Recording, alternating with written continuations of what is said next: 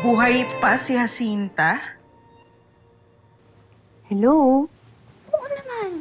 Eh, hindi nga lethal yung gamot, di ba? Sabi mo nga, hindi nakakamatay yun. So effective, di ba? Konti lang, na-hospital agad siya.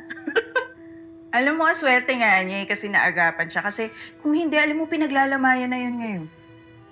Talaga? Ganun kalakas yun? Like, worst case scenario, pwede siyang mamatay? Ano bang pwedeng mangyari?